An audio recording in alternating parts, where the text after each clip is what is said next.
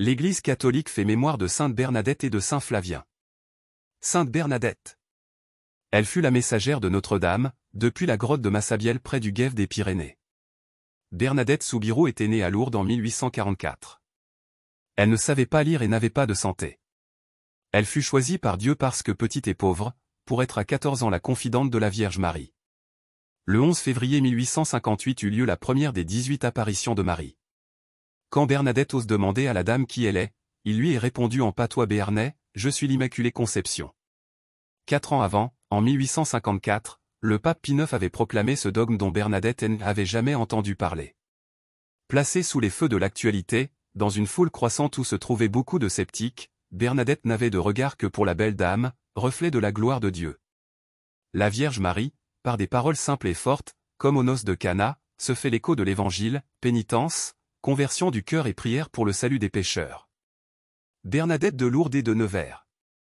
Aussi admirable que les apparitions dont elle est gratifiée à Lourdes, et l'enfouissement de Bernadette, très loin des Pyrénées, à Nevers. Elle est entrée au noviciat des Sœurs de la Charité. Elle ne reviendra plus jamais à Lourdes. Pendant 13 années où elle est humiliée et incomprise, elle murmura sans cesse, « Sainte Marie, Mère de Dieu, priez pour moi pauvre pécheresse. » Le 16 avril 1879, elle rejoint celle qui lui avait promis le bonheur dans le ciel. Bernadette est un nom d'origine germanique qui signifie bourse, berne, et Eudur, harde. Relions la contemplation mariale de Bernadette à celle du peintre Fra Angelico, Jean de Fiesole, dont la famille dominicaine se souvient en ce jour. Saint patron des artistes chrétiens, il entra dans la vision de Dieu dont la gloire illumine toutes ses œuvres le 18 février 1455, au couvent Saint-Marc de Florence. Saint Flavien.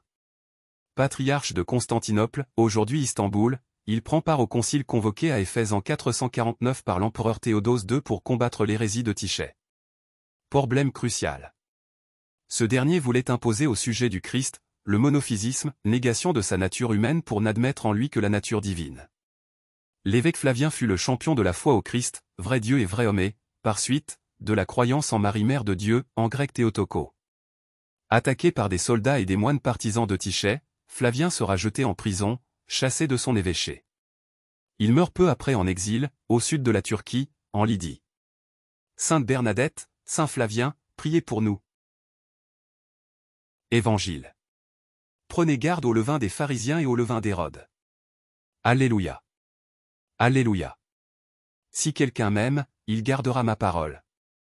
Dit le Seigneur. Mon Père l'aimera, et nous viendrons vers lui. Alléluia. Évangile de Jésus-Christ selon saint Marc. En ce temps-là, les disciples avaient oublié d'emporter des pains. Ils n'avaient qu'un seul pain avec eux dans la barque. Or Jésus leur faisait cette recommandation. Attention! Prenez garde au levain des pharisiens. Et au levain d'Hérode. Mais ils discutaient entre eux sur ce manque de pain. Jésus s'en rend compte et leur dit. Pourquoi discutez-vous sur ce manque de pain? Vous ne saisissez pas? Vous ne comprenez pas encore? Vous avez le cœur endurci? Vous avez des yeux et vous ne voyez pas. Vous avez des oreilles et vous n'entendez pas. Vous ne vous rappelez pas? Quand j'ai rompu les 5 pains pour 5000 personnes. Combien avez-vous ramassé? 2 paniers pleins de morceaux? Ils lui répondirent. 12. Et quand j'en ai rompu 7 pour 4000? Combien avez-vous rempli de corbeilles? En ramassant les morceaux? Ils lui répondirent. 7. Il leur disait. Vous ne comprenez pas encore? Acclamons la parole de Dieu. Louange est toi Seigneur Jésus.